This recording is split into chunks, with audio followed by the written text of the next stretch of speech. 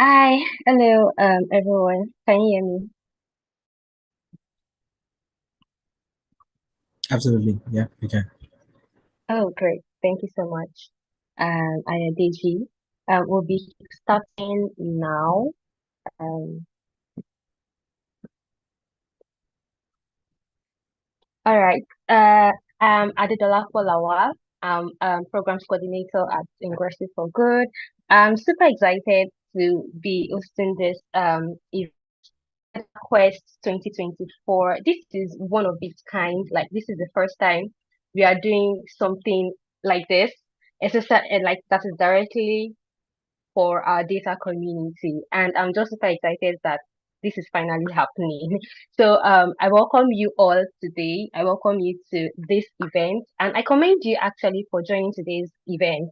You're giving yourself the chance to learn, to be better at what you do, maybe what you're currently doing in data, or maybe what you're enthusiastic about. For some of you that are here, I know you might not be into data, you just want data is something that is worth pursuing.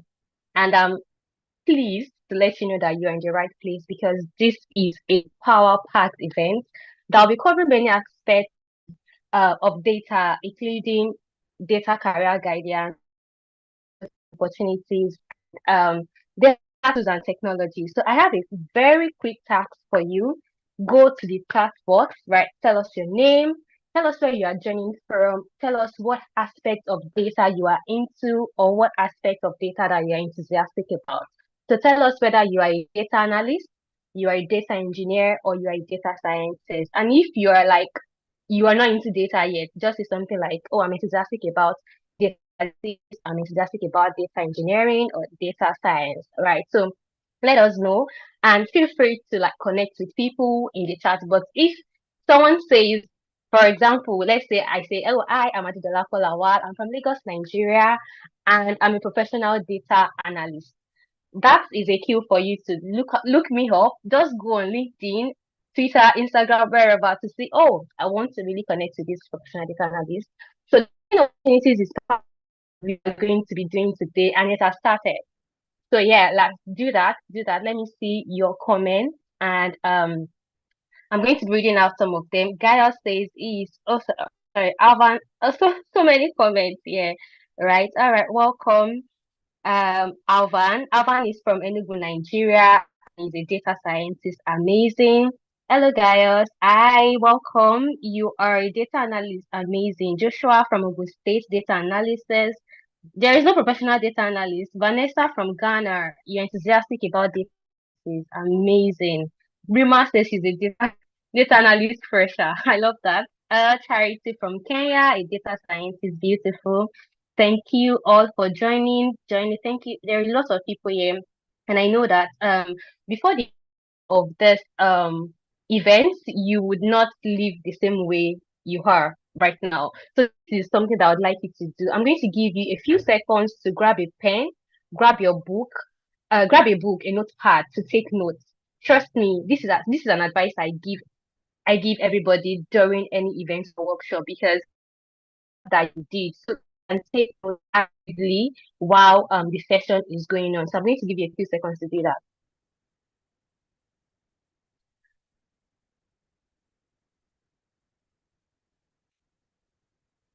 All right. I hope you have your pen and a notepad beside you right now, and you are enthusiastic about this event because you're very interested.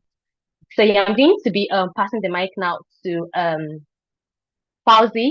Fauzi is going to be giving a welcome speech introducing our partners. Hi, Fauzi.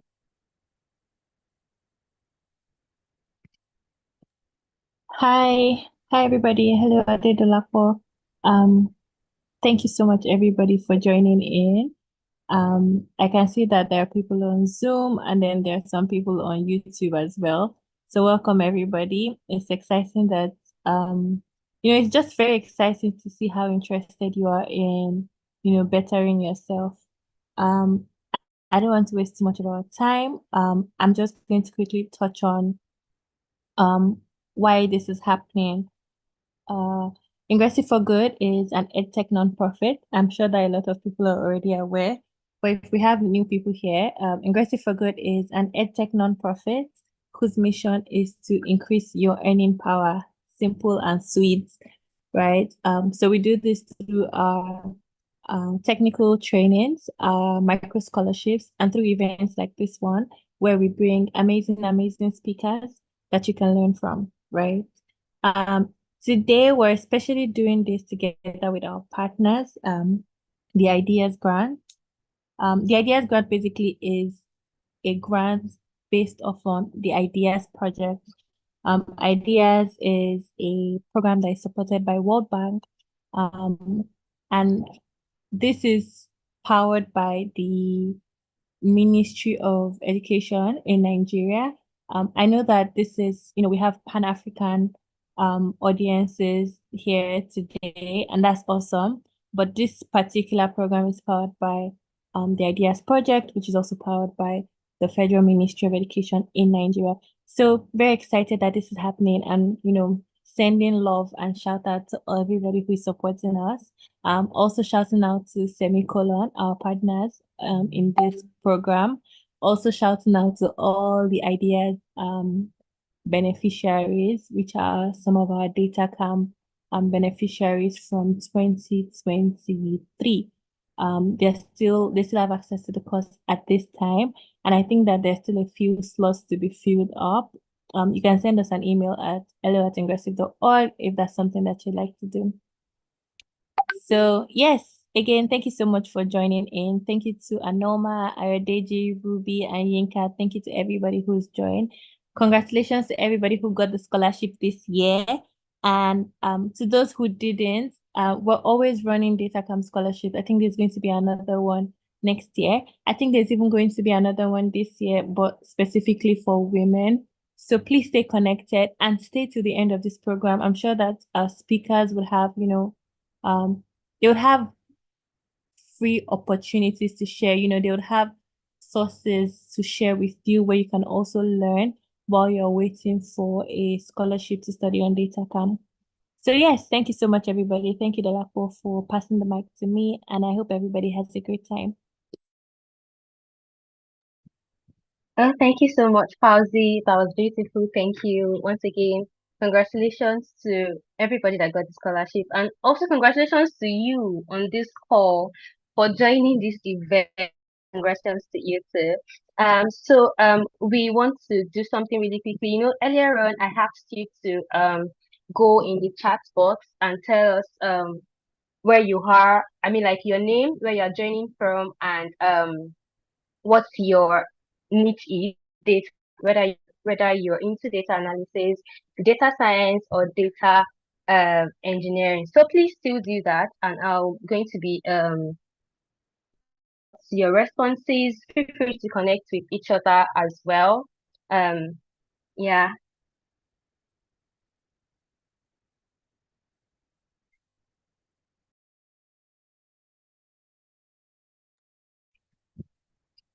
All right, so without wasting much of our time, we are going to be going straight into the panel session. So one of the activities we have for us today is a panel session.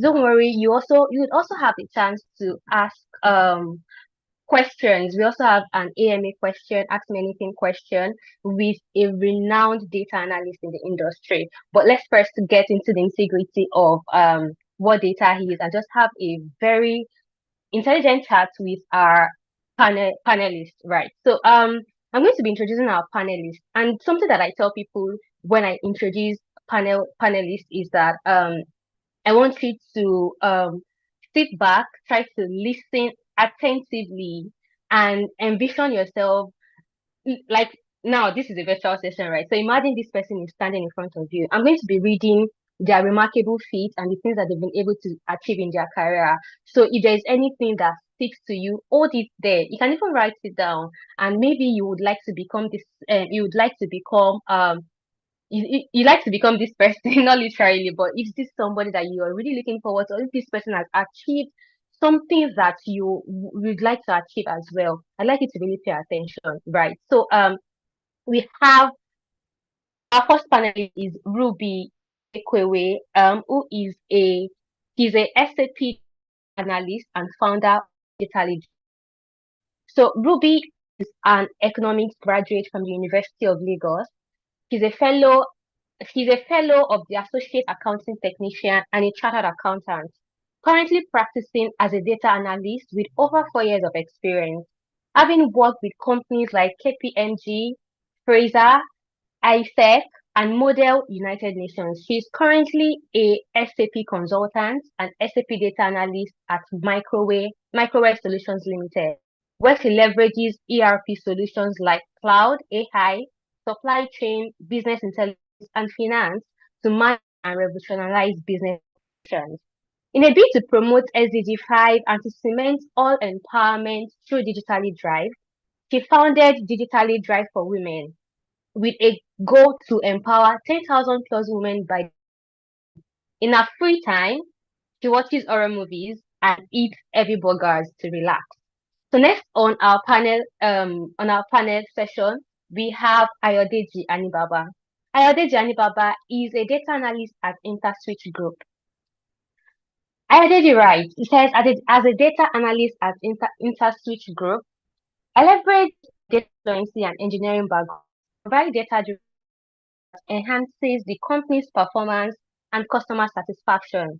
Ayodeji uses various programming languages such as SQL, Python, W, Looker, and Power BI to manipulate, analyze, and present in a clear and compelling way. He previously worked as a data analyst at Ilium Health, where he contributed to several impactful projects and initiatives that improved the company's growth, profitability, and product quality. For instance, he developed and collaborated with teammates and stakeholders in building a decision tool for the Ilium credit product, which reduced the decision time on loan grantings and repayment from days or weeks to less than 24 hours. That's each, resulting in a 15% increase in profitability. It developed private growth and credit management dashboards that provided insights and helped drive decisions that yielded a 7% growth in revenue. In addition, he mentored and coached aspiring data analysts through online platforms and workshops, sharing his knowledge and experience in the field.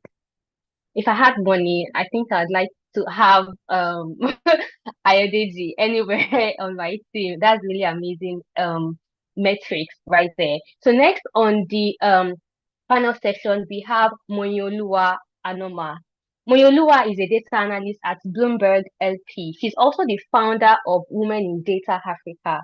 Moyoluwa is interested in advancing Africa's prosperity through data, research, and innovation in the fields of technology and education. She is currently building Women in Data Africa, a community that helps women get into tech, specifically into data fields. She currently works as a data analyst for Bloomberg LP.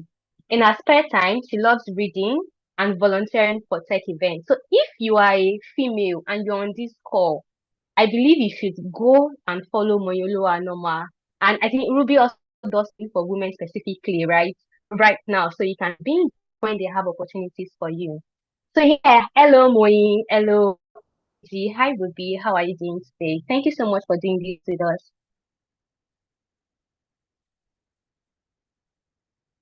Hi, Hello. can you hear me? Yes, Hi, absolutely. I can thank you hear so you. much for having me. I'm looking forward Oh, to the panel session. oh, beautiful.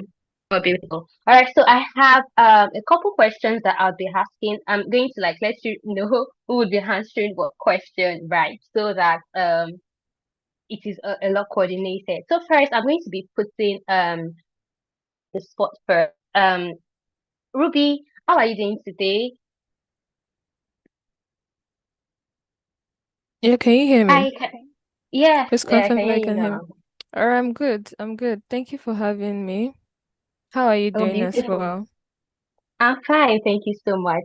All right, so I'd like to ask you, what are like key technical skills that aspiring data professionals should focus on? I didn't get that. You broke. Can you take that again?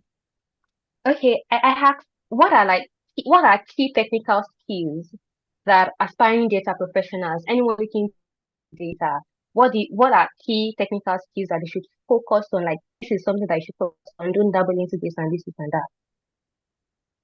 All right. Okay. So I think the key technical skills that you might want to focus on as an aspiring data analyst should be SQL, you know, Power BI, Excel as well, and maybe Python. Yeah, maybe Python. I think that's the like most generic tools that people use in most companies, because you can have companies where they don't work with, Python or Power BI. They're saying, okay, we want you guys to learn SPSS, and that takes you on the other side of data analytics. I mean, other side, away from the generic tools that people use. So I think technical tools that you might just want to keep up with, which most companies use, is SQL. You need to know SQL. One database tool. You need to know that. You also need to know Power BI as well. You also would need to know Excel. Then Python might just come handy later, but you might also need to know Python. It's not so compulsory. Yeah, so I think that's okay. And then you might need to know, problem solving skills, because, once this data set comes in, the ability to dissect and understand what the data is talking about before you're able to translate it into meaningful insight. So I think that comes handy with all of the softwares that you might need to learn. Oh, beautiful. Thank you so much for sharing that. So earlier on, and I'm talking to the audience. I asked you to get a pen and a pad. I hope you're taking notes. All right, I'm going to be asking Ayodeji my next question. So Ayodeji, can you like share some common career paths for let's just say common career path, or like okay, just give like a list of data enthusiasts can venture in. Okay, let's say a newbie, I love data, I want to start a career in data. What are like career paths that I can venture into? Or how do I pick which career path? I think that's a very good one. How do I pick which career path to start from? Okay. Please confirm if you can hear me. Yes, I can Okay, hear you. absolutely. Thank you very much. So thank you so much for the question. So it's kind of like generic. So if you're a beginner and you want to go into data, it depends on you and what you want to do. So sometimes when I started, I kind of like started with software engineering, and I came into data and tried to check it out. And I started with Power BI most especially, without even touching on Excel or anything. So yes, you can basically start as a data analyst, or some people go directly into machine learning engineering, while some people start with basically data science as a whole. Some people start with ML ops. So it's specific to different ways. But my advice all the time will always be the foundation is kind of like important. So always start as being a data analyst, and being a data analyst doesn't specifically mean the role is going to be data analyst. So it can be growth analyst, it can be research analyst, it can be marketing analyst. So it carries different names. Sometimes it can be business intelligence analyst. So you can, it's just that when you're talking about the business intelligence part of things, it might not specifically be very, very technical, but it's also a good role to take. But the data analyst as a whole, which is a generic name, everybody knows it as, it's quite important for you to start there. And also, you can also start as being a data scientist. That is allowed. So as long as you know your statistics and the rest, so it's fine. And anybody can survive anywhere. I used to tell people that do not say I cannot do it, because some people will be like, it's mathematics, I do not want to do it. There's a lot of mathematics in it. So, but that's it's just like you're already defeating yourself before starting anything. So I would advise everybody to always go in for starting as a data analyst. Even if you get a role that says something else, as long as you can see the job descriptions and it relates to things that relates to data, you manipulating data, working with databases or Excel, just start from somewhere. And from there, you can kick on to learning other things as you go. So learning on the job is quite very important also. So yeah, I don't know if that answers your question. Yeah, thank you so much. I'd like you to actually add something to what you just said because you said it in passing, but I'd like you to buttress on it. I've heard people say, "Oh, um, he- um, I studied mathematics or statistics in school. I think data science would come easy to me." Or like, I don't know if that's a myth or that's a truth. I'd like you to shed more light on it. Is that true? And if I don't study mathematics, will it be more difficult for me to grasp the concept of data science or data engineer as the case may be? Okay, so let me just kick off with a story. So I've worked with people that the last person I worked with while working at Ilium Health, she's a lady. She came in as a graduate trainee. She graduated with a degree in history. So there is no maths, no nothing. Do you understand? So, and she's doing a master's in data analytics in the US. She basically worked with us for a whole 1 year, and she's doing very well. I've worked with people that are data scientists that came from the law part of love field. So there's nothing you can do once you set your mind to it.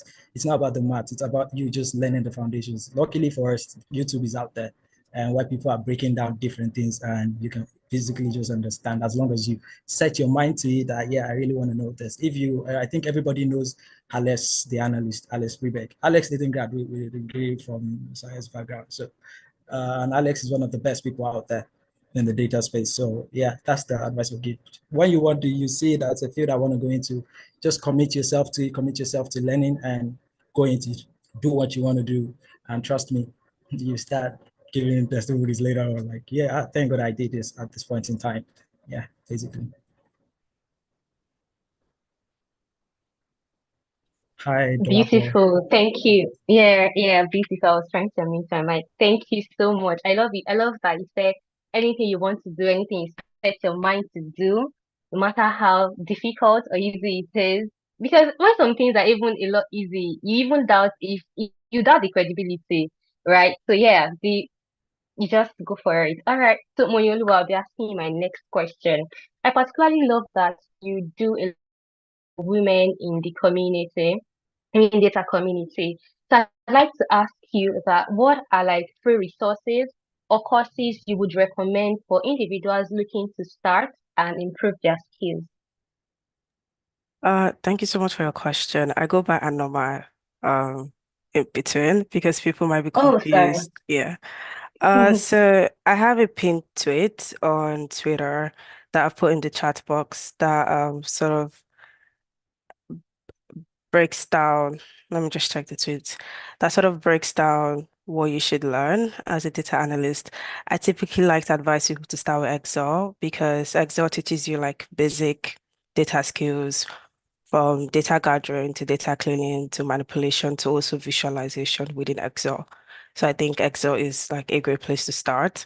Then I'd advise that they learn a visualization tool because, for example, with Power BI, one of the first things you probably do on Power BI is use a structured data set, which is most likely in like an Excel format.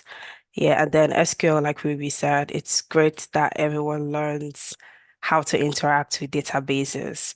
There are different types of SQL. There's MS SQL, there's MySQL, but the interesting thing is that they all have the same logic, I think. So, for example, if you're thinking about joining one or two tables together, it's going to be the same concepts in the sense that it's left join, right join, or inner join or outer join.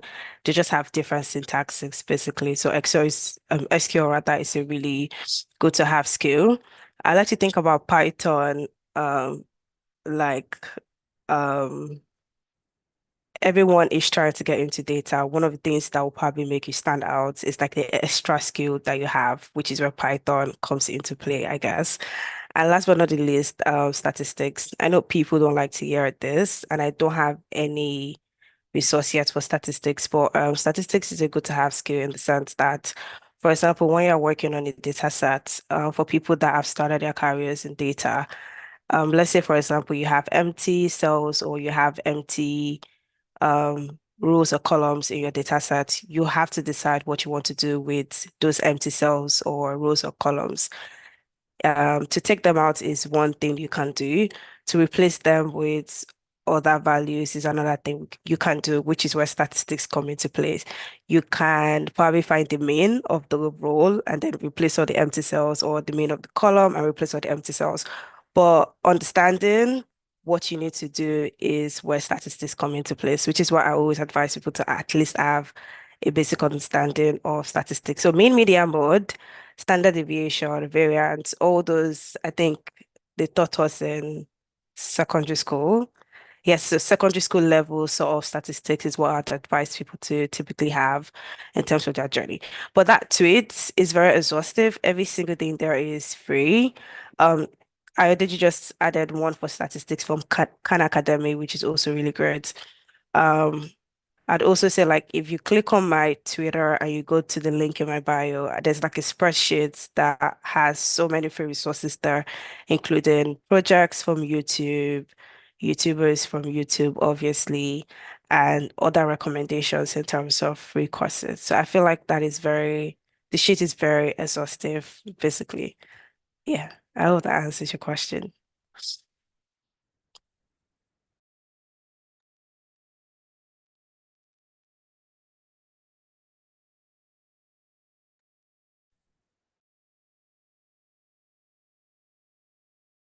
I don't know if it's just me, but I can't hear you at the Dolapo. Yeah, I can hear as well. Oh, okay.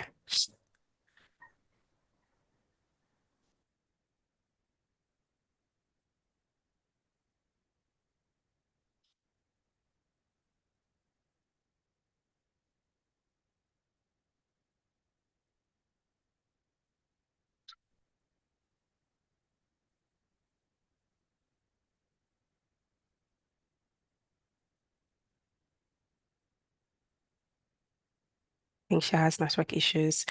So maybe I'll just say one more thing. YouTube is such an underrated like platform, like Ayodeji already mentioned.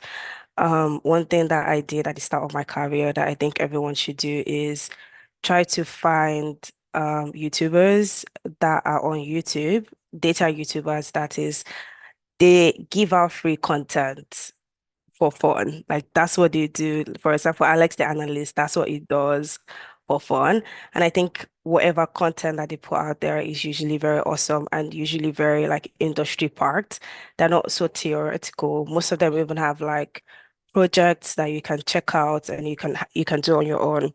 So I'd say if anyone is still a bit confused as to where they should start from, just like a simple YouTube search, uh, data analyst, beginner in data analyst. I promise you, you'll probably see like a gazillion number of YouTube videos which relate to like consuming content that is related to your said career path.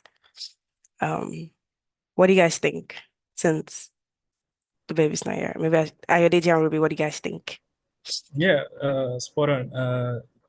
Places like I think that's my most used learning platform, I would say, every day, every single day when I'm working on different things at work. So sometimes I come across issues and I'm like, okay, so how do I go about this?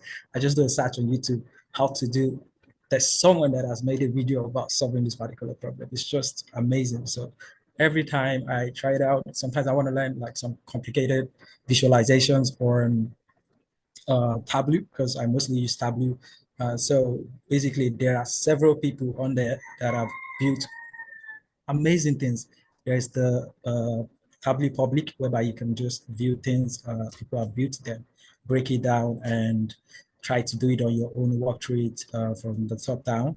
And basically, like an example, she said, Alex the analyst, he has a course that you can absolutely take, which starts from the scratch. You go into Excel, you go into Power Query, you go into Tableau, Power BI, SQL, Python, a lot of stuff. You already created it for free, and that is the best you can actually ask for. And so, I don't know if I think she's still there. If Fauzia or anyone has something else to say, yeah. Yeah. That's actually one of the, I feel like, greatest skill as a data person is knowing how to find like solutions to your problems. I like the fact that you mentioned that you're almost always on YouTube. Like if you get stuck on something, you will always find your answer on YouTube. I feel like it's such an underrated skill.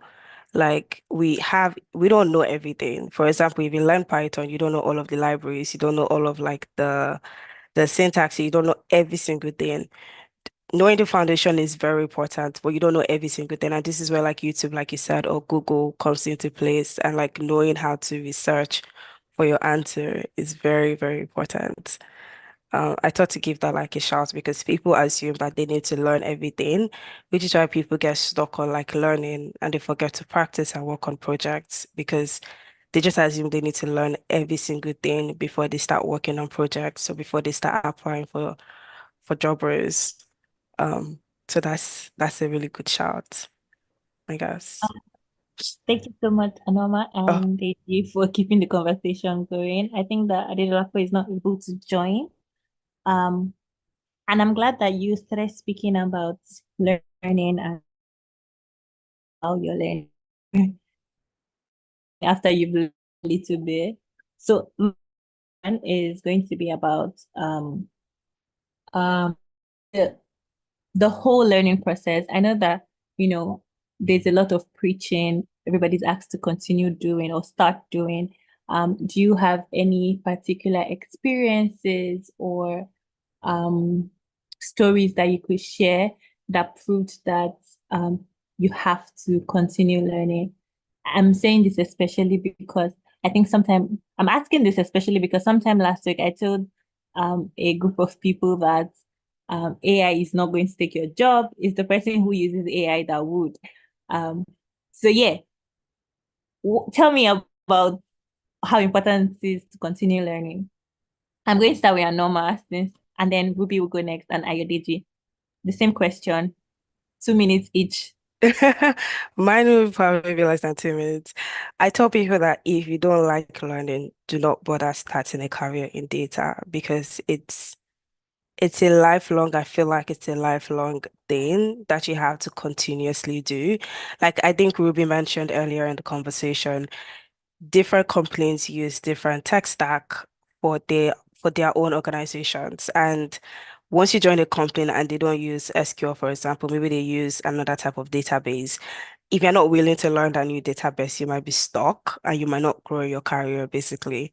So it's like really, I don't know how to sugarcoat it. I don't have any personal experience. Right from the start, I enjoyed learning and I knew that I would continuously learn within the career. And I like that about my career, basically. I like to learn. I love school. I'm a school junkie, basically. So I'd say if there's anyone that's not interested in learning, like if they don't like it, if they're not encouraged by it, I don't know. Maybe you guys can say more to that.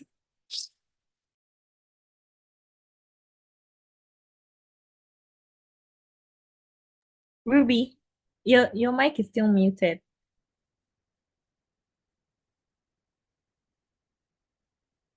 Hi, Ruby. Oh, Yeah, can you hear me now? okay. Yes, we can. Yes, I was trying to send a message for a while now that I could not unmute myself. Yeah, because I left the call and came back in. Okay. So, to buttress what Anoma said, yeah, I really think that you have to be an active learner if you must be in data. You have to ensure that you love reading and you always want to, figure out new things. So I'm just going to give a very quick instance. So, for us, okay, I run an edtech and we teach SQL, for instance. We specifically teach MS SQL.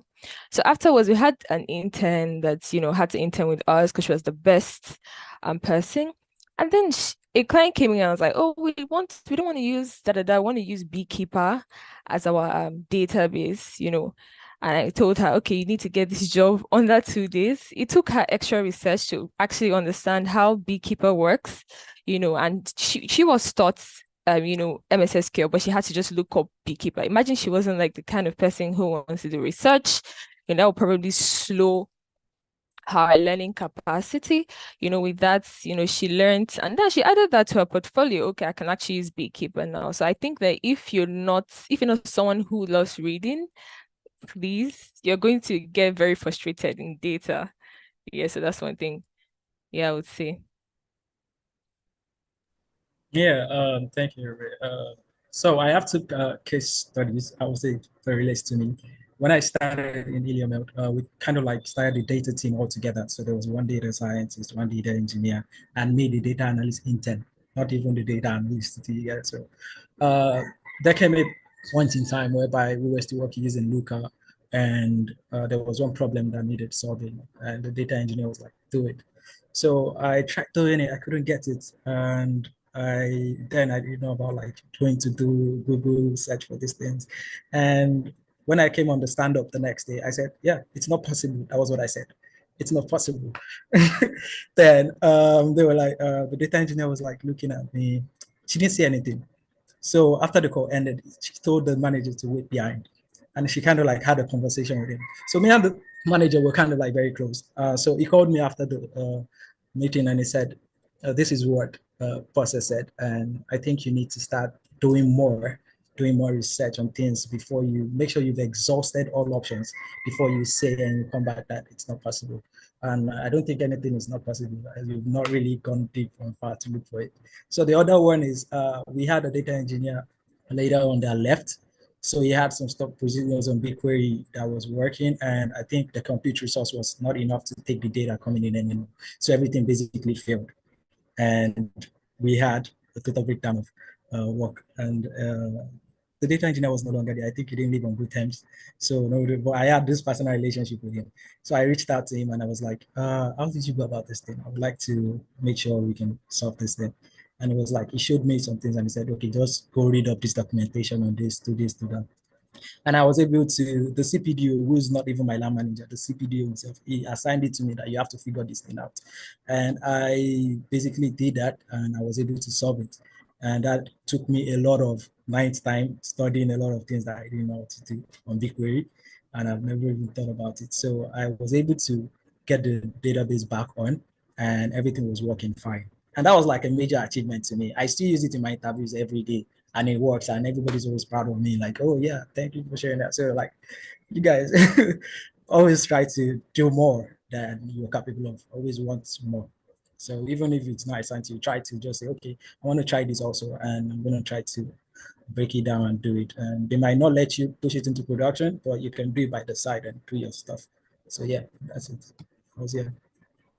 Thank you so much. I'm glad I asked you to use stories because I mean, it just made everything better. Stories just, put us in perspective. I think that Adedolapo is back. Dolapo, can you hear us? Yes, so sorry, my network went off. I'm back. Yeah. Thank you. Thank you. Thank you, Fauzi. Thank you, Oral. So interesting perspectives. In the spirit of storytelling, my next question would be, how did you land your first job?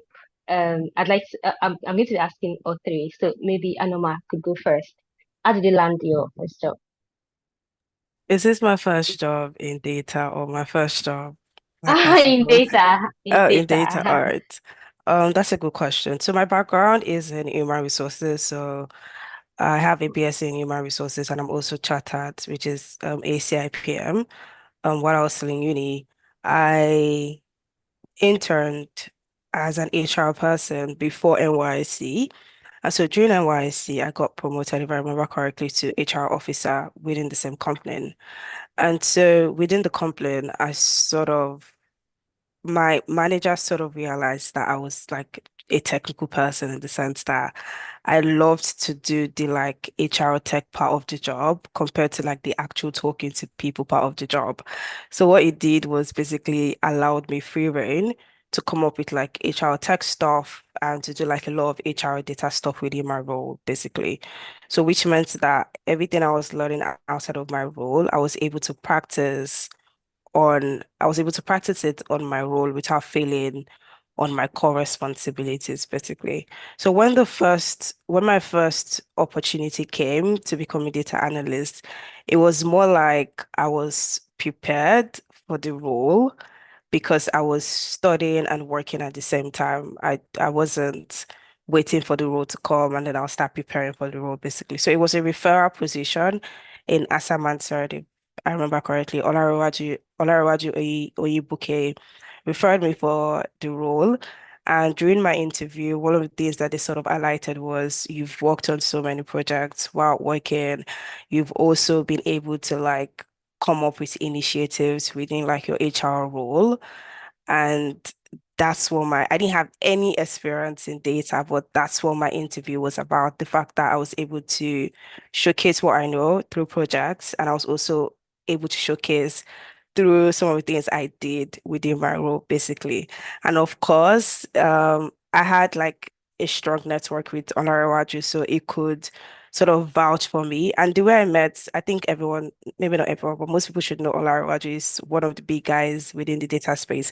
The way I met him was I was building in public basically. So when I started my career, one of the major decisions I made was to build in public, was to make sure that I was posting stuff that I knew online. And through that, I met Onarawaju. And through meeting Onarawaju and like consistent communications with him, I got referred for that first job in data. So that's that's like the gist of how I got my first role in data. Beautiful. And I was going to that question. I was going to ask what role did network play, but I'm glad that even without saying it, you could say you mentioned the importance of networking in getting your first job. Thank you so much for sharing, Anoma. Ruby, how did you get your first job in data? Yeah. All right. Thank you for that question, Dolapo. So, I'll say how I got my first job in data it was very funny, honestly.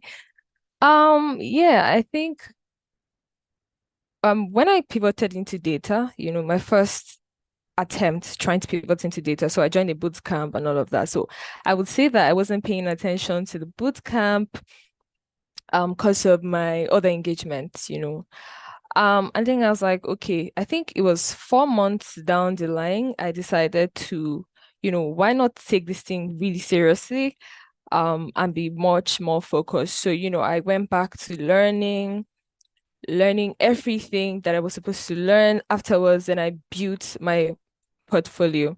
So it took me about, let's say I resumed back in like January. It took me about 4 months, serious work. It was serious work because I made up my mind that I wanted to actually land my first role this year. Because I mean, if you go on LinkedIn, you see people say, oh, landing your first role is quite hard and all of that. But I was like, no, I can actually do this. This year is fine and good for me in my goals for the year. So after building my portfolio and all of that, I started sending out my applications, because I was confident that okay, I could actually, do something good with data. And after that, after all of my applications, I say after I fully learned, and let's say 1 month after I built my portfolio and started my applications, yeah, I got my first job, and that was like 3 years ago. Yeah, that was like 3 years ago. So yeah, so that's it. That's it for me. So I think one way you have to, land your first role. I think I just need to chip this in because it's super important. It's like you have to have a portfolio. You really have to, because when I didn't have a portfolio and I was applying, I think I was just a joker. I was clowning, and that's the real truth, because that's the only way you can tell your employers that I can do this work, because they see your portfolio, they see your project you've worked on, your problem solving, case scenarios you've worked on. They say, okay, I can confidently say that this person can do this. So it's not by mouth, it's by your portfolio and your projects. So I think it was after I did that, then 1 month in, I got my first job. So that's why when people say, oh, I haven't gotten a job, I just tell them that, just put in the work, like actually take a step back and really build solid projects. And I also want to touch on something very quickly. Because a lot of people are going into data right now, like what Anoma said is super important. You might just need to learn Python to stand out. If you don't have solid projects that can make you stand out, you might just need to learn Python yet to stand out. So the key takeaway is ensure you build projects and portfolio. That's exactly what will make you land your first job. So that's it. Ta-da! I just walked behind the scenes. I landed my first role. And yeah, the interview was such a great interview. And yeah, and that's how it has been from there up until today for me. Beautiful. I see the I must get this. I think that we all need our spirit at certain points in our life. Thank you so much for sharing, Ruby. Over to you, Ayodeji. How did you get to your first in data? Sometimes I would say grace, but yeah, it's not grace. It's grace also, but yeah. I started as a mechanical engineer, working as a maintenance engineer at Daily Trust newspaper in Abuja. When I was doing my NYSC, I was supposed to be retained. But in my mind, I was like, I don't want to work on that song. I don't want to do anything where anybody else. That was my mindset. Like, nah, this was getting too stressful. So I joined. They say something that mindfulness brings opportunities. So when you're mindful about something, when opportunities come, you would recognize it. So sometimes, I don't know if you've noticed, you might be scrolling on Twitter and sometimes you see promotions about boot camps, and because you're not mindful about it, you won't see it as an opportunity. Or you see a job opening, because you're not mindful about, I want to become a data analyst, I want to be the very best of what I can be, you wouldn't see it as an opportunity. So it says mindfulness brings opportunities. I was so mindful about being a data analyst. I was headstrong. It got to a point my mom was saying, you need to sleep. I was taking courses on Coursera. And when I saw the promotion app tweet from the Gradient Boost, it was a boot camp, African boot camp, to just train some particular Africans on data science, not data analytics, data science, machine learning, basically. I joined, I did the interview, I passed. Luckily for me, I had done an international internship in Upkey, whereby my confidence was kind of like high. I was like, there's no way I'm going to enter, even though it's a president, I'm going to speak. So yeah, it worked out well. I got into the boot camp, we were like 17, some from South Africa, some from Kenya. I can see we are all diverse here also. So we started the boot camp, we were split into 3 groups. And in my group, when they started the teachings, I still remember one of our teachers, Collins from Reliance. I don't think he's in Reliance anymore. He was teaching, a very good teacher, but I found it difficult to understand. It was going at a fast pace. I just knew before later I knew machine learning wasn't for me. But I enjoyed it. Like I enjoyed it. I enjoyed the people I was working with. There was Khalid. Khalid now works at Decoded in the UK. He didn't do NYSC, by the way. So that's how he went through. So yeah, we were in the same team, and all of a sudden Iliomel came about. Who would have thought? So they came that they needed 2 interns to come join them. They wanted to start a data team and be data driven. And they dropped a case study for everyone to work on. They said everybody in Lagos alone. And I was like, I applied, I started, and luckily for me, my friend works at Amazon, a friend of mine that we schooled together in secondary school. I reached out to him because he was the one that like inspired me to going into data. He's working at Amazon, earning this amount of money. I want to go in. So that kind of thing. So I reached out to him that this case study came about. And so one advice I'll drop there, never be afraid to reaching out to people, even though you're far distance friends, even though it's on LinkedIn, reach out to people, ask for advices, shoot your shot, basically. So we worked through it. It was through Power BI. So I did the whole analysis, built the dashboard. So everybody was submitting the dashboards, they were submitting their file and everything. I thought about it, what can I do? What can I do? Because I went to look at the profile of all of us in Lagos. Trust me, I went to LinkedIn. I saw people that have built stuff, basically machine learning stuff. I was like, how would I compete with these people? It is over. But my mind was going, just do your thing. And I decided to do a recording.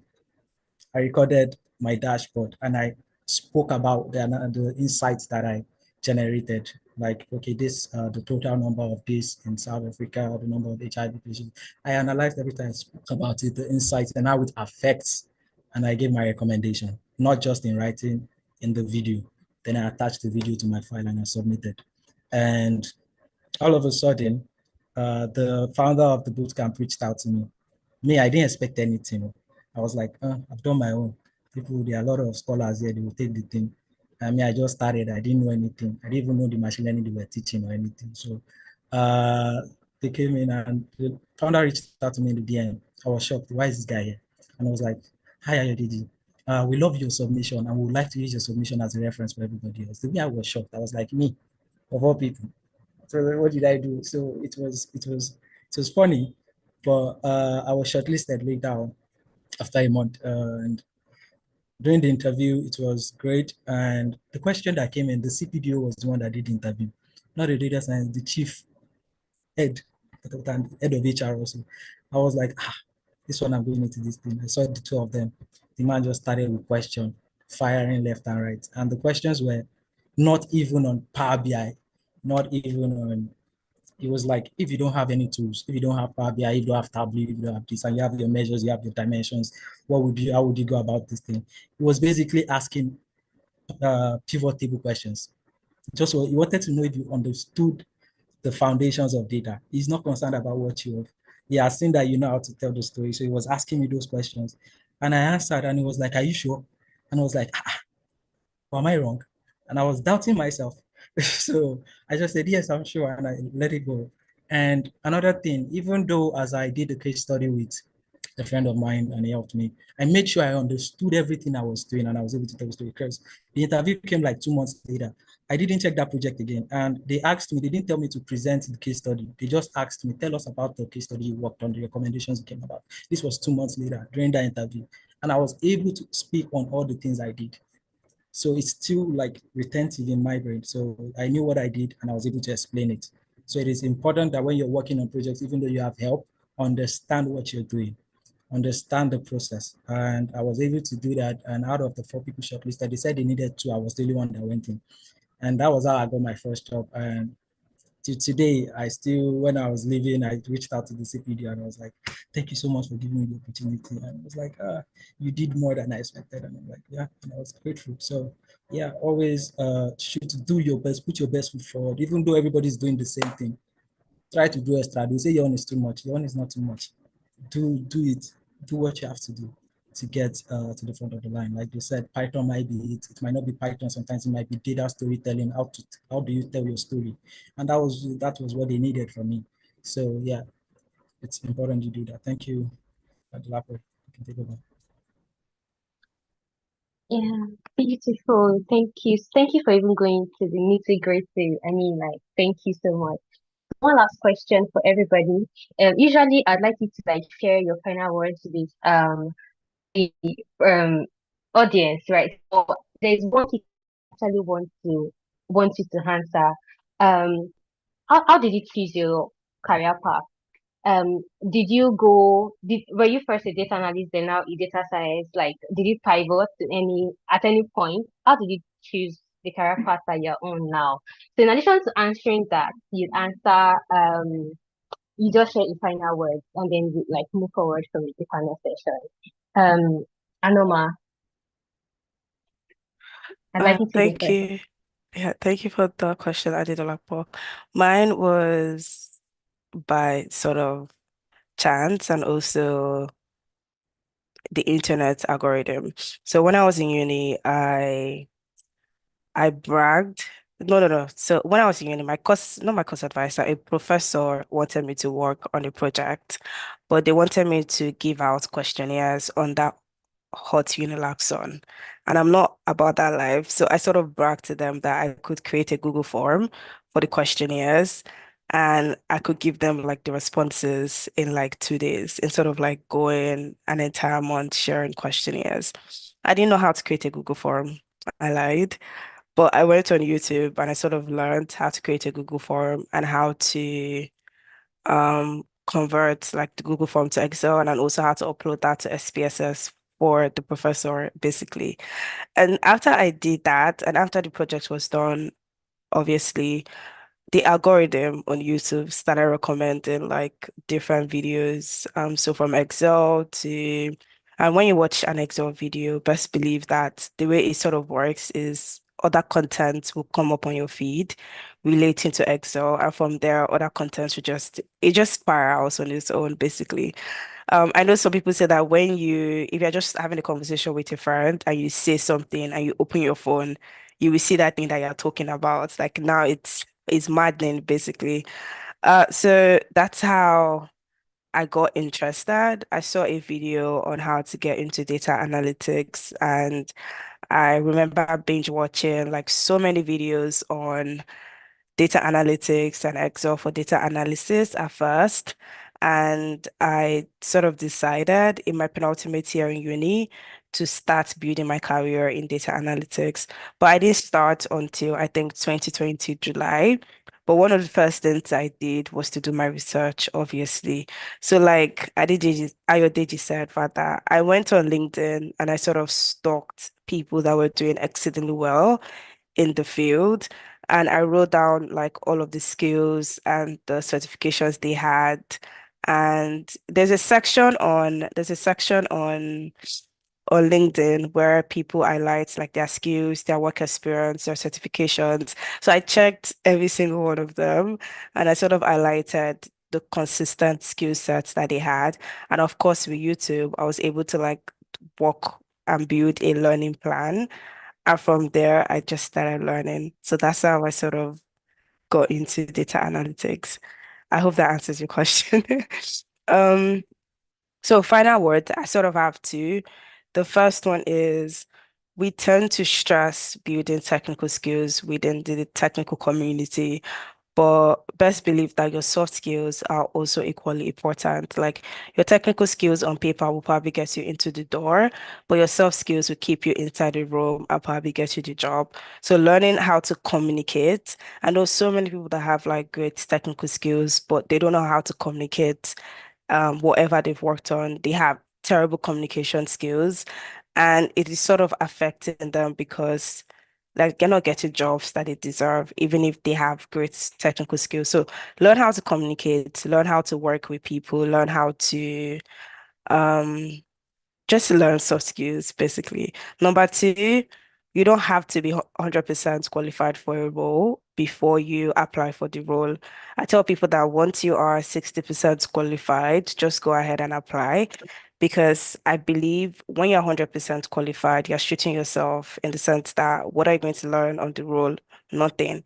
And we sort of already stressed between the three of us that learning in data is very important and you have to give yourself an opportunity to learn. Last thing, sorry, interviews are two-way streets. You're not just interviewing for the role. Yeah, they're not just checking if you are a good fit for the role. Always check if they are a good fit for your own career also, because I've heard of so many stories of people having terrible careers at the start of their journey, and that sort of affected like the rest of their careers, if that makes sense. So always ensure that when you're interviewing, like it's a two-way street, it's not just like one way, basically.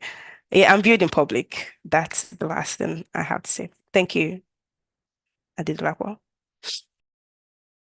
Thank you so much, Anoma. That was beautiful. So many solid points. Thank you so much. Ruby, so tell us how you chose your career path and share any final word you have with the audience. All right. Yeah, thank you for that. So, for me, I started with, okay, I studied economics in University of Lagos, so I had a very solid background in statistics. And the only software that I say I could use at that time was Excel. So I applied for my internship, in KPMG, and somehow, I wasn't sure they were going to pick me, but they picked me because of my background in statistics. I was so good at statistics. So I think that was what set the stage for me, my educational background, and the fact that I could use Excel and I was pretty good with statistics. So after that, after the whole internship, that's when I took it upon myself, that I wanted to learn data per se. I didn't just want to know how to use Excel because we were exposed to Python in the office, but I had very little knowledge about it. So I wanted to build on that, and my line manager pursued me to encouraged me as well, and I was very interested afterwards in learning other tools. So I took on the boot camp, and that was when that part came in where I paused and I had to come back to it. And then got my first, official job. That was an internship. So I think that's it for me. And ever since then, it has been data, all the way. I think one advice I would give everybody here is I think you should trust the process. Honestly, that's what I'm going to say. You have to trust the process. Your journey can never be like somebody else's journey. If you have that mindset, you're really going to be very, very frustrated. You have to understand that you have to take your time, be patient with yourself. That's the only way you're going to win. And you should build portfolios before applying. I'm going to emphasize this over and over and again because of the community that I've found myself in. That's one problem I always find out. You have to build portfolio and projects to stand out in that job. So you don't keep complaining, I've not gotten a job. And lastly, like Anoma said, you don't have to be qualified, you don't have to be so good, right? Just don't lie to yourself. Can you analyze data with the tools that you've learned? Did you learn? If that's fine and good, do you have a portfolio? If that's fine and good, go ahead and apply. You can even, the truth is that you will learn more while you're on the job. So you don't have to be so qualified before you make the applications. I think that's it for me. That's all. But before I go, I think I want to drop a link because Jolako said in the beginning, I have a scholarship that's going on right now, for women. I'm sorry to the men here, but I'm really sorry. It's for women who want to learn data analytics. We happened to release the scholarship like 2 days ago, and now she mentioned, and I saw some people complain that they miss the scholarship from Ingressive August. I'm going to drop the link. Ensure to apply. I think it closes tomorrow. I don't know how to use the chat, but yeah, so I'm going to drop it. So I think that's all from my end. It was so great having this conversation with everybody. Yeah, enjoy yourself. Oh, beautiful. Thank you so much, Ruby. Thank you for the link. So if you again, apologies to the mail. No beef. So please apply. Yeah. So lastly, Ayodeji, please to pass away. How did you choose your career path and any final words? Thank you. For me, it started, like I said, when I was a maintenance engineer and I felt like I wanted to do something else. So the question came to me. I asked Google the question, what's the 10 most needed job in the world the next 10 years? And I saw stuff like cybersecurity, software engineering, backend, front end, DevOps. And I started with, I know many of us might be familiar with Start.ng. I went into that bootcamp. I did C# programming backend, got to Stacy's, dropped off. I did Python backend programming also. But one thing I noticed was that I was not enjoying what I was doing. I didn't really feel it. I understood it. I was able to implement it, but I didn't enjoy it. So, and for me, it was like, okay, I did engineering. I'm working as a maintenance engineer. The main reason why I want to transition is because I want to love what I'm doing. I don't want to stress too much about it. I don't want to be stressed. Not like you won't face stress in data. Yeah, you face stress in data. But yeah, when I jumped into data as the next thing, it felt like my dream come true. It was maybe I had a knack for problem solving, and it was easy for me to just move in, and I was just analyzing data. I was able to tell that, okay, this relates to this correlates with this is why this is so, or this is why this might be so, and how can we go forward? I had this knack for presenting and doing stuff. So I enjoyed doing that, and I felt like, yeah, this is the field for me. Till today, I think my mom still eats me up, like, register for NSE, join the body of engineering and other stuff. And I'm like, I'm no longer interested. I have a few that I love. And yeah, I've met different people in the paths who has inspired me. So my take home that I would like to drop is, everybody has talked about portfolio. Everybody has talked about shooting your shot, building what you need to build.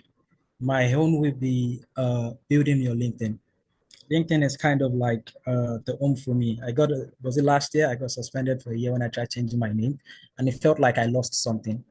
Like it was like I was suffering from PTSD, because most of my connections are 80% data people, and they talk about a lot of stuff.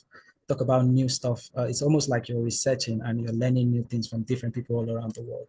I've met great people. I've had coffee chats with people from Meta, from Manchester United, data people, and they've inspired me. They've given me advices on what to work on, how to go about stuff I need to do, and never be shy from reaching out to people. I've reached out to people like Sequel Bell, if you know Sequel Bell on YouTube. We've had conversations. So sometimes you might, and when you want to reach out to these people, go straight to the point. Build your LinkedIn profile, optimize it. If you want to do this, you can just go on YouTube. How do I optimize my LinkedIn? And you watch how people they've gone about it, follow the process, learn. And another thing, adopt ChatGPT. We're going into the world of AI. They said it's people that know how to use AI that will take over. There was a time where I used to work with my head alone.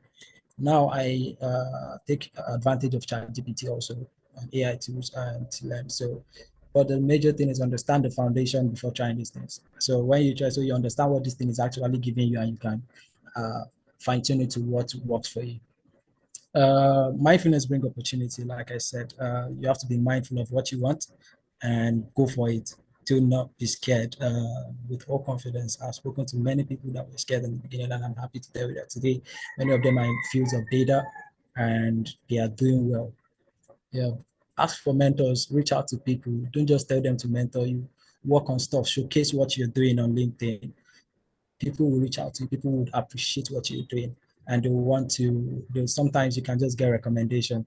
And trust me, I got my job at InterSwitch through Quick Apply on LinkedIn. So I would never have thought that was possible. And it was just this thing that, let me just apply. It was a senior data analyst, like, and I saw data engineering in the description, data analytics, data science, all three, you must know it. And I was like, no worries. I just applied, quick apply, like my profile, my resume was already there, just tap, tap, tap, like 3 taps. And I went in, and all of a sudden, the mail came in, we love your profile. That was the thing they looked at. We love your profile, and we would love for you to join with us if you're ready to take the interview, go along with the interview process. Please let us know. And so, like, gotten interviews from different people from outside Nigeria. So even some of them. And one important thing, when you're going into the field, do not let it be about money at first. Like, create value and money will find you, basically. It's very important you know that. I tell people, I think someone recently, I was having a conversation, mentoring more like, and she was like, the money is not good. When I started, I was earning 64K as an intern, and the bootcamp was getting 40% of that. So I was taking like 40 something thousand. But I wanted to learn. I said for the next 1 year, what I want to do is learn. It's not about the money. I asked when I saw the offer, I asked my dad, what do you think about this? I asked my cousins, reach out to people that you know they care and also want the best for you. Ask them for advices. Do not be reach out to people on LinkedIn, ask for advices. I was getting 48, not USD, sorry, it was in Naira. So so from there, after my internship, it tripled and more. So do not go for the money. For sometimes go for the money. I won't stop you, but be critical about learning. It's very important. The more you learn, the more value you have to offer, the more people will reach out to you. These days, I get in my DMs offer to come join a particular company, but in my head, I still want to learn. I have a lot of things to learn. And whatever job you're taking, it has to align with your goal. So you have to set a long-term goal. While I was at Upkey, I set a 5-year goal that I want to work at Google in the next 5 years. It might not be Google in the next 5 years, but at least you work towards that goal. You'll be working at somewhere very close to Google, and you appreciate yourself. When you like, I think Favor Ibude said something on LinkedIn about putting your best foot forward, and you apply 100% to everything, even if it is 80% you get. Like when you put in 100% and you don't achieve that goal, but you will be very close to that goal, and where you will be at will be different from where you started from. So it's important you know that. So yeah, that's it. Thank you. Yay, beautiful. Thank you so much. Thank you so much, Ayabeji. So I mean, like, big shout out. I want to give our panelists a resounding round of applause. Like, I have key things that I'm taking out from this panel session. Even though I'm not a data analyst, I feel like I even feel like taking a course in data right now. You've all been so encouraging.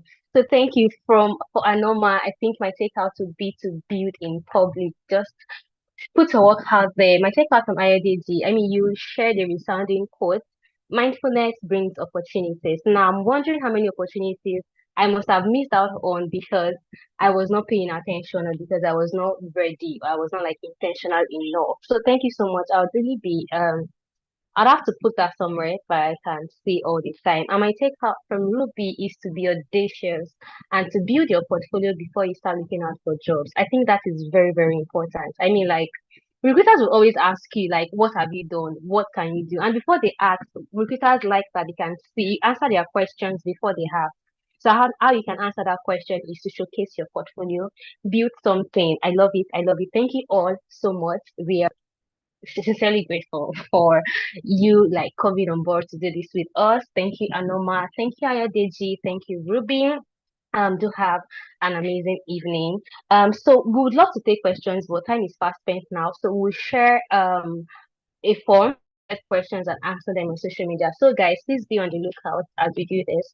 We'll be moving very fast to the next on the agenda, which is an AMA session. I said earlier that we have a data professional in the house that is going to be taking all your questions. So if you have any questions, please let them rain on YouTube. If you're listening on YouTube, begin to ask your questions. If you're listening here on Zoom, ask your questions very quickly. I'm going to be introducing who our guest is, and I want you to pay attention. Like I said, relax, pay attention, listen to who is going to be answering your question. So our guest is Olayinka Oke. Olayinka Oke is a data management analyst at Nigeria NLG Limited. She's an astute data and business analyst with core competencies in analysis and interpretation of business data using diverse technology and software. Focused on drawing meaningful insights and providing strategic directions to enable executive management to make data-driven decisions aimed at the achievement of the organization's overall objectives. With extensive experience championing data-driven decision-making across different fields like financial services, venture capital, and not-for-profits, Olayinka is a seasoned data analyst and data analytics trader. She's also passionate about helping young women and girls transition into tech careers and therefore serves as a program manager for Techstylers, a community helping women upskill and break into different tech careers. Hi, Olayinka, how are you this evening? So that's the remarkable, outstanding profile of data professional. Hello, Olayinka, how are you?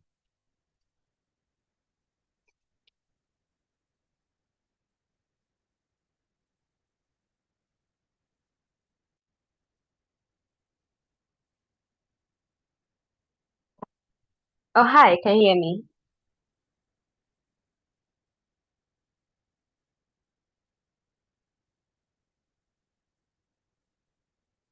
I see some people asking, oh, she can't unmute. 1 minute. 1 minute. So I see some people asking, Okay, I think I can okay, now. Hi, good evening, Dolapo. I think you had to unmute me or allow me to unmute myself. That yes, profile yes. was I kept wondering if that was me or somebody else. You Yeah, say but this all thank the you. time. Yeah, thank you for that intro. I'm excited to be here. And in fact, I was also listening to the other facilitators, and I must say that that has been a fantastic session. And I'm happy to answer any other questions that you may have that those facilitators have not been able to address. Thank you, Dolapo. All right, thank you. I'm going to be reading the question, but before I go ahead, I see people asking where they would get the form. So we share the form online. Um, you see it, you'll be notified. You get the form. When we say you get something, you get it. Don't worry. And then so yeah, I have a question here in the chat box. Oluwatobi asked, my question is, how do I build a portfolio? Which platform is best recommended? Okay, so there's quite a number of platforms that have gone live that people use to, especially that are focused on data portfolio. However, there is one that I recommend often, even though, so the first point is number one, there are some platforms that are like too specific. For example, if you are learning Tableau, there is a Tableau public profile where you can like host all of your Tableau projects, right? If you're learning something like SQL or Python that has to do with programming, then you can have a GitHub profile where you store you have repos of your codes and things like that.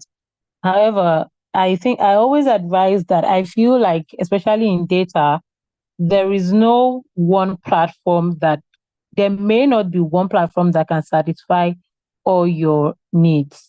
So what I advise is, if you cannot, of course, build a website, what you can do is to create. Google has a free website thing called Google Sites. If you just go on Google and type Google Sites, you would see it.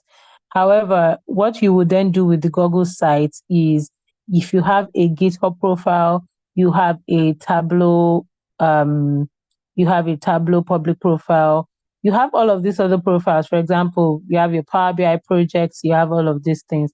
Then you can bring all of them into these Google Sites, which would be like your personal website. The Google Sites, it has like an about page where you can talk about yourself. Then you can have another page where you talk about your projects. Then you can have, and as I was saying, you can have all of these things in different places. For example, you can have a Medium page where you also talk about, oh, you worked on a project and you want to walk people through the thought process, right? Like you listened to, I think it was Ayodeji, who said he did a project and then he recorded a video where he talked about how he did the project. Because what is more important, as long as doing a project is important, sometimes people want to see your thought process, why you use the methods you used, right? You can't do that on GitHub. You will just post your repo. So you can then write a Medium post talking about your thought process and how you went about the project and things like that. So what happens is, when you have all of these chunks of things in Medium, in GitHub, then you create these Google Sites, which then houses the entire thing. And then what do you do with the Google Sites, the link to your Google site? How do people see it? I always advise the people that I mentor, you then take the link to that Google site and put it in your LinkedIn profile. You can also put it in your resume, so that everybody you send your resume, it's like a gift that keeps giving, right? It is one link, but when they click that one link, they can see all your Medium posts, they can see all your projects on Tableau, all your projects on Power BI, all your SQL, all your Python projects. So it just gives them, like, it's one link, but then it houses, it's like a powerhouse, houses all of your experiences, all of your projects. So Google Sites is one that I've advised, because then you can put in all of this, your different portfolio in different places, and put it in that Google site. And of course, it is free. So you don't need to pay somebody to build it for you. You just sort of arrange it by yourself. Beautiful. Thank you so much. Charlene, some people have asked questions online by the form we provided. So I'm going to be taking from there. Aya asks, how do I know which niche in data is best for me? Whether I should start out with data analysis, science, or engineering? Okay, I think that question is like the most common question that I've gotten from people trying to get into data. And I'm going to answer it in two ways. I will try not to be biased first, then I will then give you the biased answer, right? The unbiased answer is really, like I said, data, all the niches of data, they mean different things. And as it is with selecting a career path normally, we always tell people, oh, try to understand what each career path entails, what is expected, and then decide which one you feel like is your strength. For example, like when we were in secondary school, we had this thing where, oh, if you did well in integrated science, they put you in science class. If you did well in business studies, they put you in commercial class. It's because they have identified that, oh, in commercial class, you need to understand accounts, credit, and debit. And that was what business studies was about, things like that. So you need to carefully try to understand what each of the roles entail and which of those you feel like you are strong in and you will do well in. But then how do you know that? There's a ton of material online and sometimes it could get confusing. However, luckily you are here. Ingressive for Good has an ebook that I personally also was a huge contributor to. The book basically tells you how to start your data in career. And in that ebook, we carefully explain what each career path in data means and what skills you need. And that can help you to decide, okay, which of these skills do I think that I am good at, or which of these do I think I would enjoy doing, right? So that can be a good start. And also, if there's anything that is already in the book that you don't understand, you can then always Google it, or what does this mean? But I think that that book it helps you to understand what each of the fields in data entails, and then help you to make a choice. However, my biased advice or my biased opinion is that even if you feel like you want to do data science or data engineering or analytics engineering, machine learning engineer, there are a lot of fields in data now. It's not just the three that we know. I think that a good start is data analysis, and I would explain why I think so. If you studied engineering, maybe I could have had a better explanation of this, but I'll explain it with engineering. If you studied engineering in uni, you remember that in 100 level or 200 level, depending on the school, you would do a lot of courses in mechanical engineering.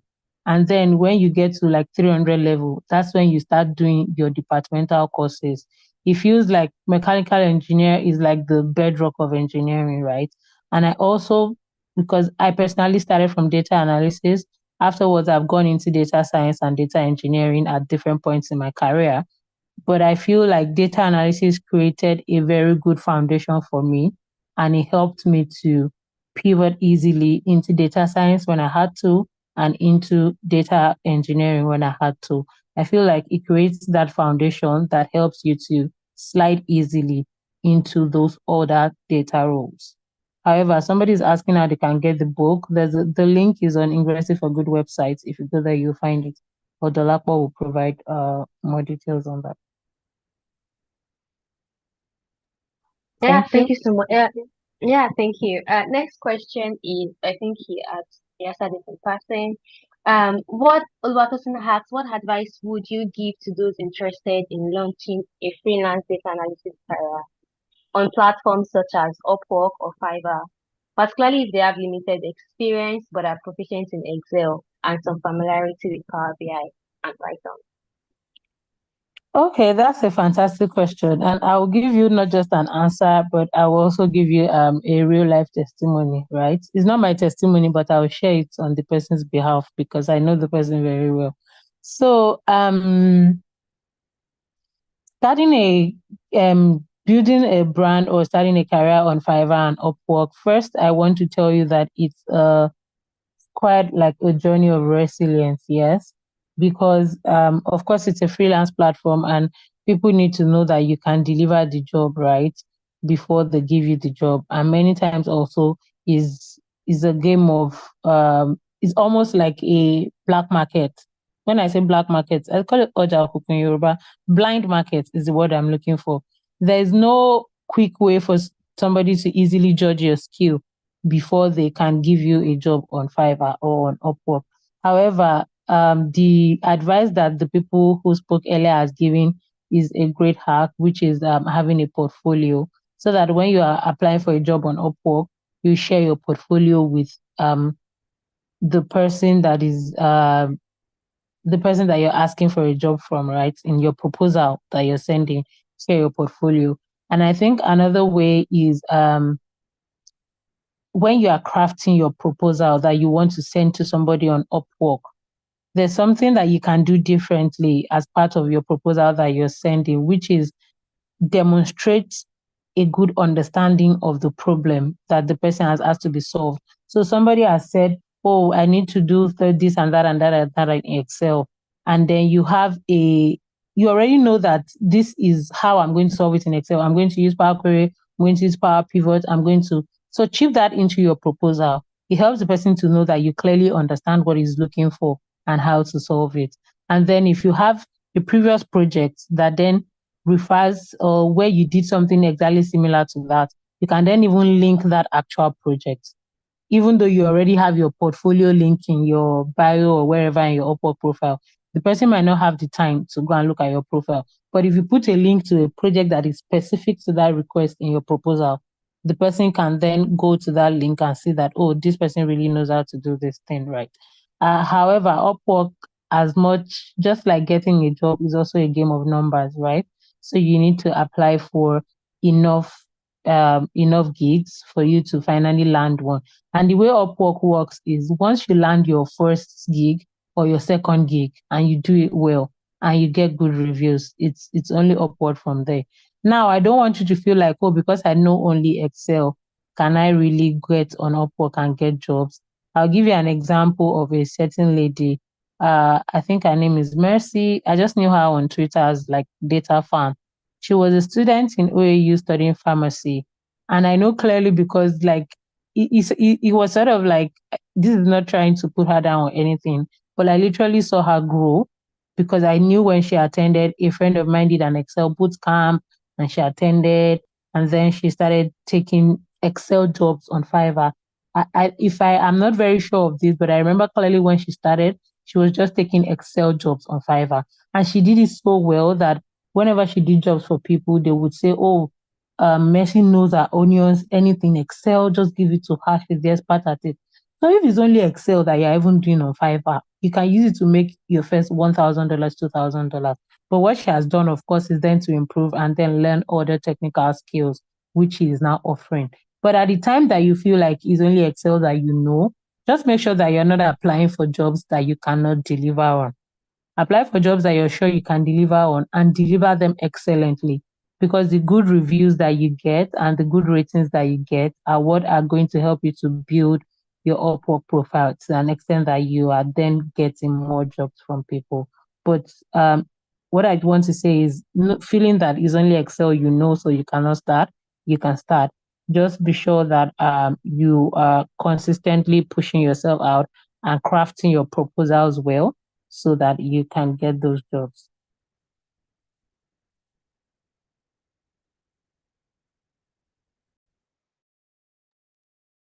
Yeah, that's what I'm Thank done. you. Thank you so much, Shinka. There is an interesting question here.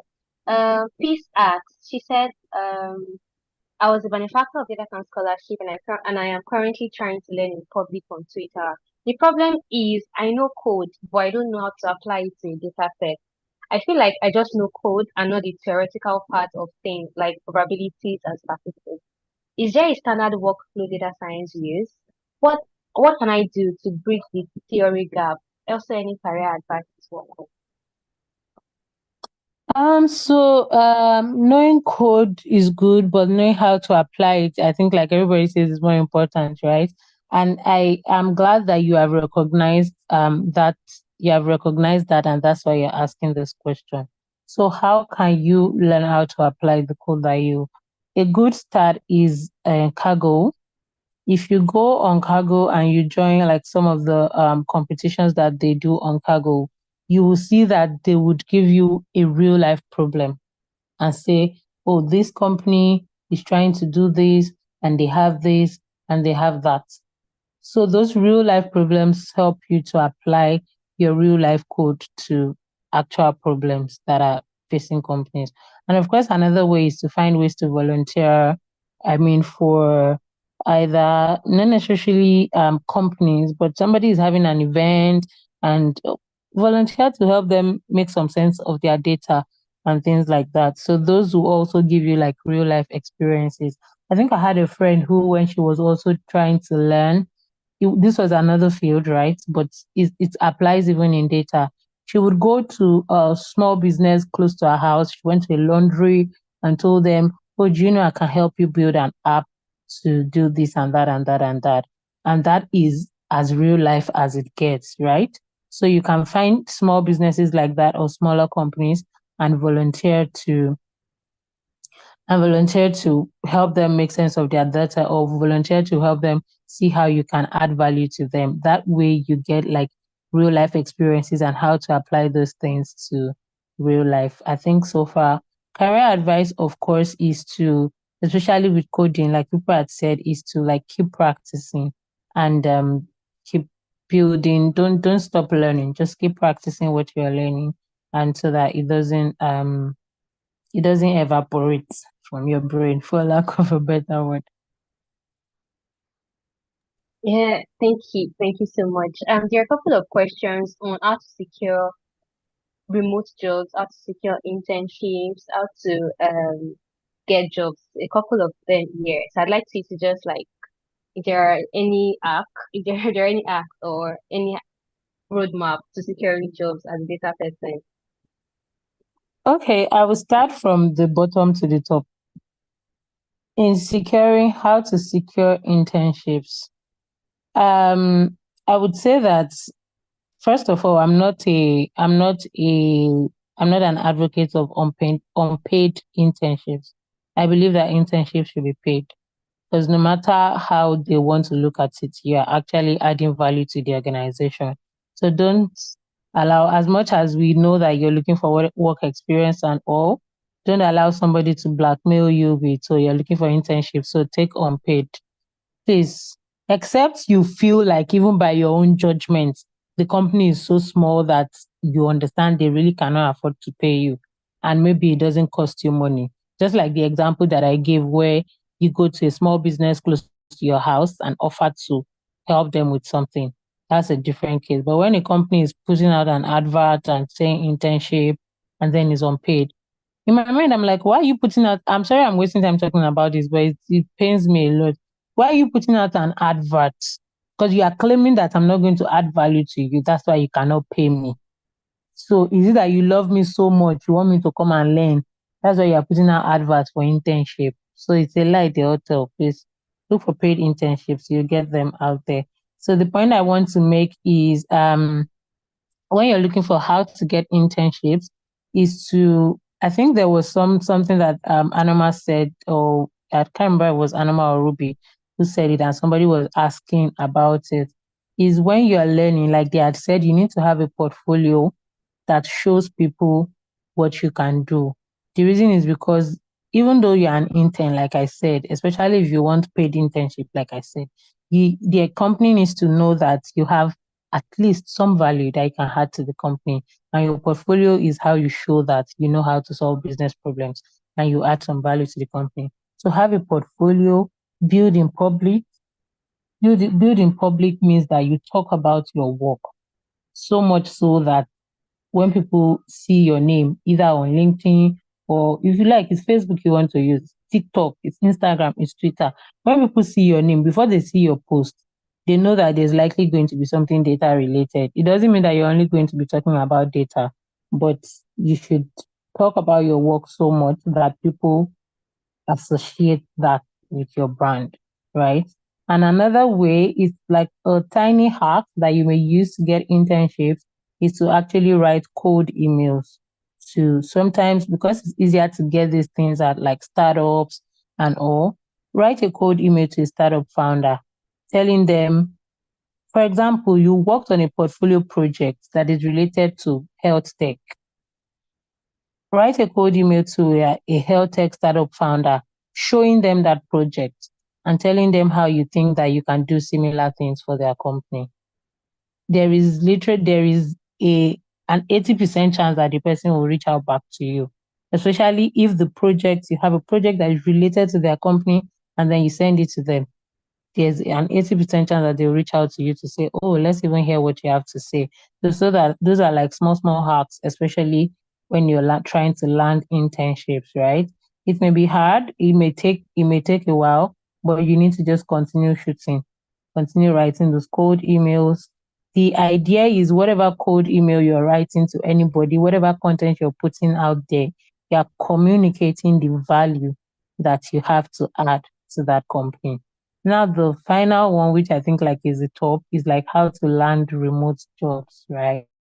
Especially, I know when people say remote jobs, they don't just mean remote jobs, they mean USD paying remote jobs. And I'm here to tell you that patience is a virtue when you are looking for something like that, number one.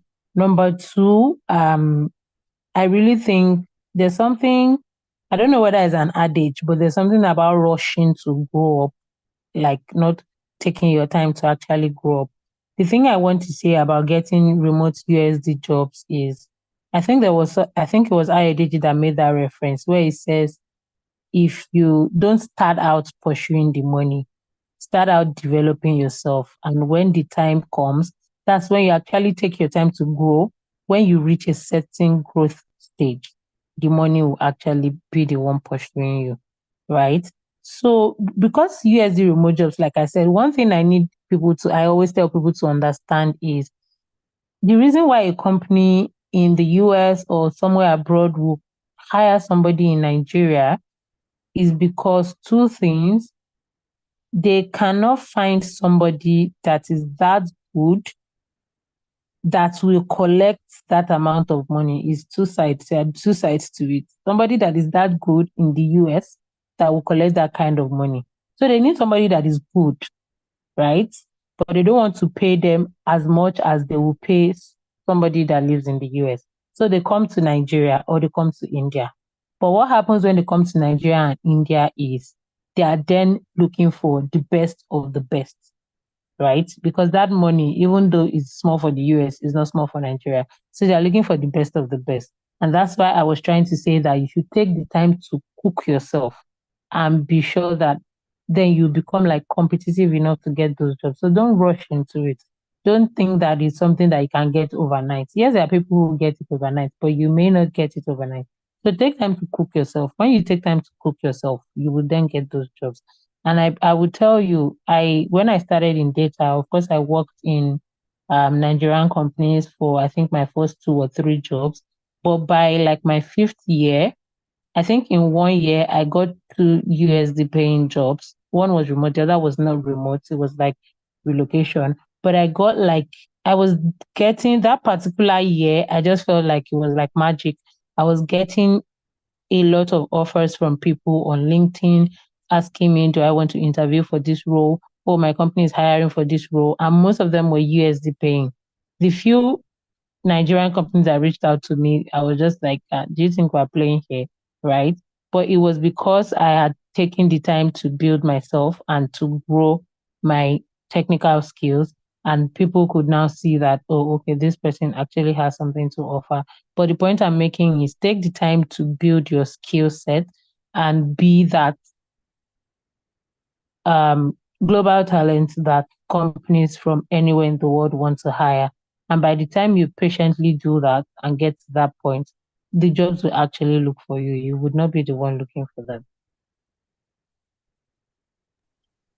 Beautiful. Thank you so much. Thank you. I think you actually answered most of the questions I had in passing. I just saw one very interesting one, and is really funny to me, but I don't know if you have answered to it.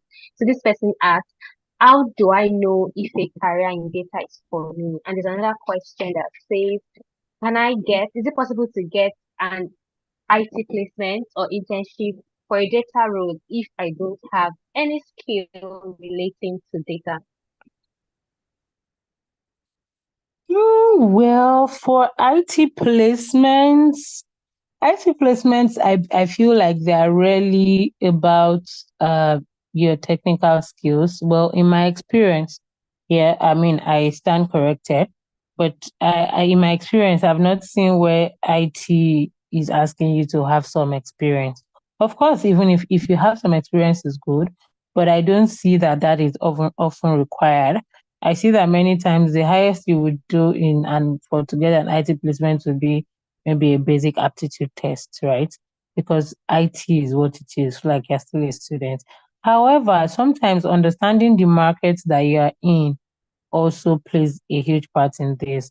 Because in Nigeria of today, right, even people that are in 200 level are already doing freelancing, they're already doing like acquiring some skills, right? So because you know that the market is very competitive and there will be people looking for that same IT placement that you are looking for that have some sort of skills, right? So, and put yourself in the shoe of the employer. Even though I know it's IT student I'm looking for, I see this person that knows small Excel, and I see this other person that has no idea. Me as the employer, I would rather employ the person that knows more Excel. So yes, ideally you don't necessarily need to have any of those technical skills, But if you have the opportunity to equip yourself with them, then it will put you in a better position. It will give you an edge over other people. But normally it should not be. But again, you can do it for yourself, because like I was also saying, the example of the lady that I gave, she was still in school when she started building these skills, and it helped her. And it will also help you, because I promise you, this thing we used to think when we were in school, that I can't wait to graduate so that I will rest. I promise you, you have plenty time now that you're in university. Plenty time. So use that time, like enjoy it while it lasts. Because the moment you finish and you get a job, you will not have time. So I think it's not necessarily required, but if you can do it, it would give you an edge over other people. Oh, thank you so much. I'm going to take one more question on Zoom. Yeah. Um, so Vanessa has, could any of the speaker, okay, could you explain more on business intelligence? How does it relate or contrast to data analysis? Anyways, I think I was still having a discussion recently yesterday with somebody. The first thing I want to say is I always advise people, especially at the start of your career or when you're trying to get into a new career path, try to avoid confusing yourself with terminology and all of those things that people spend productive time arguing, right? Because in the real life, there are really no dividing lines between these things. However, I will try my best to explain the difference and how they are related. Now, a data analyst can pull data, for example, all of our sales data from last year, and then or clean that data and clean that data, right? And then put it together and or summarize it, and then transform it and summarize it into this was how much we made in January, this was how much we made in February, this was how much we made in March, and things like that. And you give that to a CEO, for example, and then yeah, the CEO sees it. Oh, it's nice. We made 20,000 in January and 50,000 in March, and all of that. Fantastic. That is data analysis, right? However, business intelligence is going ahead to say, oh, CEO, I noticed that in January we made 50,000, but in March we made only 20,000. And when I dug deeper, I saw that it was because our online channel was down in March, and then people were not able to make sales. And then I even asked the guys in charge of the online channel, and they told me this and that and that and that. And what I would recommend so that this doesn't happen in July, because maybe we're now in June. What I would recommend so that this doesn't happen in July is that we should do this, and we should make sure the online channels are always up, or we should have a backup online channel, or we should do. Now that is business intelligence. In real life, if you see, you will see that most data analysts actually do business intelligence. Either now, because when you carry that report and give to CEO will come back and ask you, if you weren't proactive enough to do it in the first place, CEO will come back and ask you, what happened in March? Why was our this thing low? If you were proactive enough and you had done it, it wouldn't have come back to us. But then you come back and what happened in March? And then you go and find out what happened, and then you would advise and all of that. But you could have done it from the get-go in the beginning. I remember clearly when I first started in data analysis, and I was working for a bank, and I used to do this monthly report for the corporate banking group and all of that. And all the parts of summarizing the data, putting the tables and doing the visuals, I loved it. But when it got to the other parts where I had to now explain what happened, I didn't enjoy that part, but I had to do it because I knew that that was actually the things that made sense to decision makers and to executives. So that part had to, sometimes it will require me having to then go and discuss with relationship managers, with different people, of course, who were actually the operators of the business, to understand why those things happen and what we could do differently. And I promise you that is actually what stands you out as a data analyst. Because don't mind me, I lied when they were reading my bio and I said I wasn't sure it was me. I wrote that bio by myself and I know what I wrote there. See, when I talk about helping executives make data-driven decisions, That is actually what every executive is looking for when they hire a data analyst. They're not looking for a guy who can build a chart, right? Building a chart is good, but what they do with the chart, if you make that easier for them, if you help them to know what to do, even without spending time studying your chart, you would be like the guy they always want to talk to. So forget all this separation of somebody will now tell you that, oh, a business intelligence analyst is a data analyst that works in the business, or is all those definitions that people give. Forget about all of it, right? They may look like they are different things, but all of it is encompassed in the work of a data analyst. If you're a data analyst and you're just analyzing data and you don't understand how it relates to the business in whatever company that you are working, you will not add maximum value to that business. So let's get that straight. Thank you. Oh, beautiful. Thank you so much. So I think you've answered a majority of the questions. I'm scrolling through YouTube now and I see that you've really answered most of the questions that were asked. So I just saw one interesting one. I actually wanted you to like just say some final words to our audience, but please, if you can answer this together, would be really nice. Rosalind asks, can we use other people's data to create our portfolio? Okay, so when you say other people's data, I mean, I don't feel that any data is anybody's data, right? Especially if it's in the open. For example, if you go to like there are a number of websites where you can find data like opendata.org, like on Kaggle, like, but if you mean that a data set, right? It's a data set. It's not that the person has built, even if the person built a report with it already, if the person gives you like the raw data set, of course you can use it to build your portfolio. You don't have to manufacture data from space, right? Because the work you are doing is how you're transforming that data, how you're cleaning it, how you're wrangling it, however, if the data is not like an open data, you need to get permission from the owner of the data to use it. But if it's like open data that is available on the internet, of course you can use it. But what I'm saying is like, for example, maybe you're working in a company, you will not go and use the company data and go and build portfolio. Please, they can fire you or they can even sue you for invasion of privacy or all those things. So when I say you can use people's data, if the data is in the open, but if it's company data or it's some sort of proprietary data, if you are not sure, you can just ask whoever the owner of the data is before you use it. But you can definitely use people's data as long as you're not using somebody's dashboard or somebody's report. You can use people's data, do your own transformations, and do whatever you have to do and put it on your portfolio. Nobody manufactures data from anywhere, right? Yes, the projects on data camp are recognized as genuine projects. They're very genuine. Any projects that you spend time to you already understand what like all the steps involved in data analysis, all the data cleaning, data wrangling, the data transformation, which usually ends in building a visual or maybe building models, all of that. As long as you had a raw data set from the beginning and you did all of those processes and you came up with a result, that is a data project and you can claim it as your project as long as you did all of those things. What are my final words? I think it's something that I already said before. The first thing is don't rush your growth process. And when I say don't rush it, it's two ways, right? Be patient with yourself.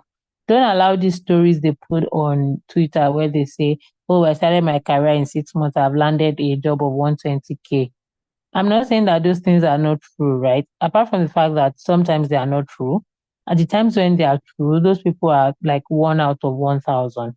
So don't put yourself under pressure to say, oh, I've been doing this for so long.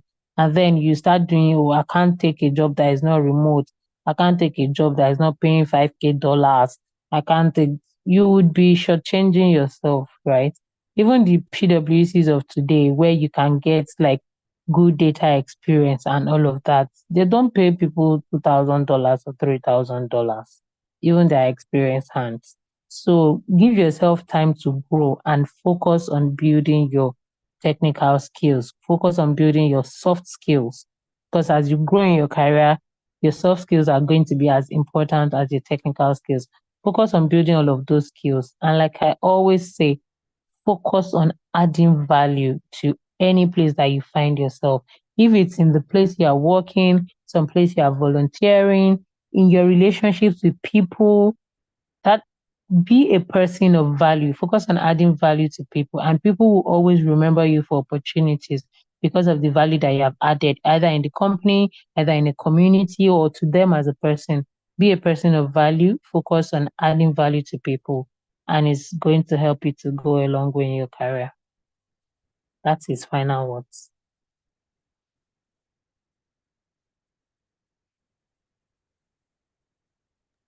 Oh, great. Thank you. Thank you so much. I feel like you just have all the answers to anything data.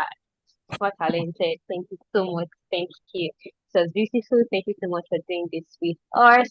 We are moving fast to the end of the event. I'm going to pass the mic now to Fauzi as a wrap up. Hi everybody. Thank you so much for joining. Thank you to Yinka for always coming through for Ingressive for Good. Thank you to Anoma, Ayodeji, Ruby. Thank you so much, everybody, and thank you guys for staying to the end of this. I know that you have a lot more questions. I know that there are so many questions on the form, and I can see questions in chat box as well. But we're going to try our best to collate all those questions and get people like Yinka to respond again, get people like Anoma, Ruby, and Ayodeji to respond on social media. So what I need you to do right now is to go to social media, Twitter, LinkedIn, Instagram, Facebook, what else? Thread, and say something about our speakers, talk about something that you've learned, and thank them very well. So that when we go back to them, it's easier because, you guys showed appreciation. You showed that you learned a lot from them. So yeah, thank you to Semicolon, Ideas, everybody, Data Camp, everybody that made this possible today. Yeah, I hope, and thank you, Dolapo. You were an excellent host. So I'll be passing the mic back to you so you can say bye-bye. Thank you so much, Fauzi. Thank you. That was beautiful. Lovely closing remark. All right, guys, thank you so much. Like Fauzi said, if I were you, right, and I asked you earlier to get a pen and a notepad, right? I'm going to, because most times when we say I'm going to, I see people asking for the recording that you probably would not listen to in tomorrow or even in a week. You promise yourself that you do it, but you will not do it as soon as you want to do it. But what I'm saying is that, so out of what some key points that you highlighted, if I were you, I'd create a an article, a thread, a LinkedIn post out of it and tag the speakers. So I used to say that imagine Anoma or Yinka or Ayodeji or Ruby resharing your post because she said something from what she said, because you posted something from what she said that stood out. Like imagine the quality of their connections that would get to see your post and probably even reshare your content. So, we say like build in public, put yourself out there and stuff, and you're just on your way to like making yourself known to more people, right? So I implore that you share your takeout from this session, share on social media, tag Ingressive for Good, tag any of the speakers, you can tag Semicolon, and we'll be waiting to read from you. Do have an amazing evening, guys, and enjoy the rest of your evening. I look forward to your success story. I look forward to you telling us, oh, one time I attended the Data Quest 2024 organized by Ingressive for Good, and from there onward, my data career took a beautiful trajectory. I'd really love to hear that success story. All right, bye. Thank you so much.